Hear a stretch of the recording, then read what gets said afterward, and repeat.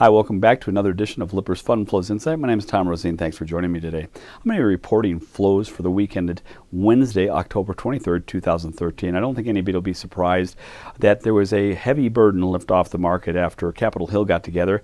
Actually had a bipartisan agreement to fix the debt ceiling and also fund the government after a 16-day shutdown. And basically this is actually through January and February. There's kind of two different dates that were set, but it was really a relief for the market to see this. We saw the S&P 500 hit actually new highs a couple of days in a row, and not until Wednesday did we actually have some negative numbers. So really it was just a really good week to do it. The macro group is going to give us a presentation of where the money went because of this news. Equity funds saw about $6 billion. Is a big chunk of money coming in. Again, that big sigh of relief obviously was heard. Taxable bond funds saw about $1.9 billion of net new money. Muni bond funds, though, again, took the 1-2 punch. Again, Puerto Rico is actually playing havoc with them. And then that was about a $0.7 billion outflow. And money market funds saw a huge amount of money. We'll hypothesize what we thought that was. About $43.8 billion net new money coming into those coffers as well. Now, let's go ahead and take a look at what happened to the equity universe. That was actually quite a story.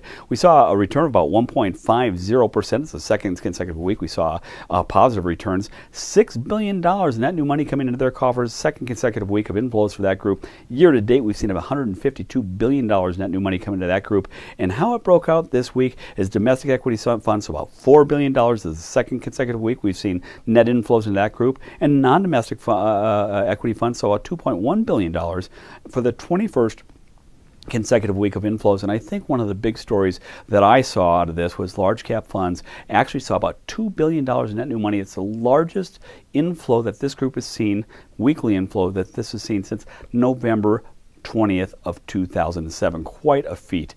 International equity funds saw about $1.7 billion, and it really was an international equity flavor, and we only saw about $400 million of emerging market money come into the markets. All the rest was into international, multi-cap, large cap type of funds. So that's kind of where the flows were.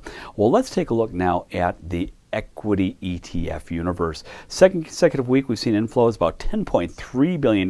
Wow. The big money obviously went to where we would expect it. SPY took in about $2.9 billion. We saw Power Shares, QQQ, taking about $1 billion. But on the flip side, what's been really hot recently is the iShares Russell 2000 saw outflows, about $450 billion. Saw other popular asset classes that were taking advantage, some of the sector funds, and particularly gold has had a pretty good run here recently, taking the money. Those were the big losers as of late. Well, now let's take a look again at what happens to the fixed income universe when this sigh of relief was heard across the nation. For the 6th week in 7, we saw inflows of $1.8 billion. Second consecutive week, we've seen positive returns, about 0.79%, so maybe not a lot to talk about for a 1 week return, but certainly where the money was going. Corporate investment grade debt funds, so about $1.5 billion, the big chunk of change. About over $500 million went into loan participation funds, 71st week that they've seen positive flows. But another story, obviously, we expect this in a good market. High yield funds took about $600 million, and that was a good number for them. However, on the flip side, government mortgage funds lost about $225 million, and then we saw international global funds lose about $397 million out of their coffers as well. Well, why don't we take a look now what happened to ETFs? So there was a little bit of change there. ETFs saw about $1.3 billion come in as a total, where the big money was going into iShare, iBox, High Yield Corporation. Again, the high yield story we saw from the open-end universe, $880 million. But we also saw that there were outflows. iShares 20-year Treasury Plus basically saw outflows about $250 million. And I don't think that was not to be expected. People actually, again, the sigh of relief, no longer worrying about the treasuries, but also not wanting to play in the treasury. They wanted to go into riskier assets, get higher returns and the like, even though for the week we actually saw a decline in the 10-year treasury. So it was a little kind of amazing we saw that at the 20-year mark, but certainly it was to be expected as people were going after higher and more riskier assets. Well, now let's take a look at the Muni Bond Fund Group. They actually saw outflows again. $741 million is the 22nd consecutive week they've seen outflows. It's the first week in 4, however, that they've seen a positive return, 0.73% return.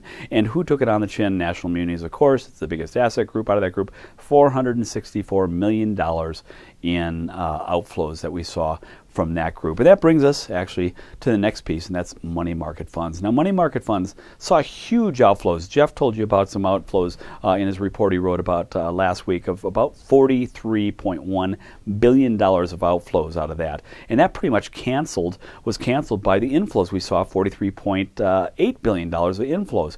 Now, we hypothesized that certainly some of this was due to quarter funding of IRAs and 401ks and paying those quarterly bills. But why did we have the $43.8 billion of inflows?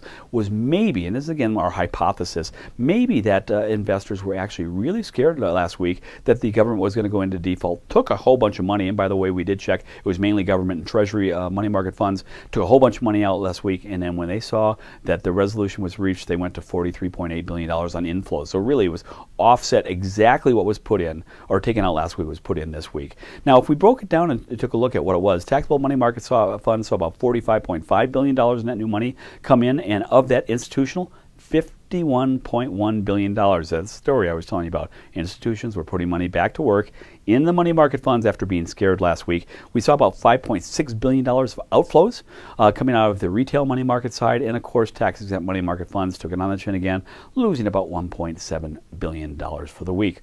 Well, that brings us to the end of this piece. We take a look, though, of what's going on forward. This morning we heard some good news. September durable goods orders were up 3.7%.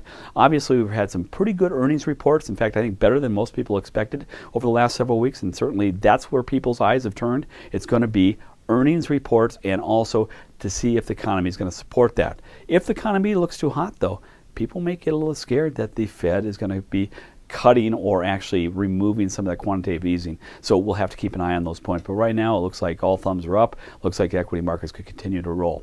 Well, if you want to do a deeper dive and check out some of the areas that I did not cover in this video, you could certainly go ahead and go to our lipperusfundflows.com.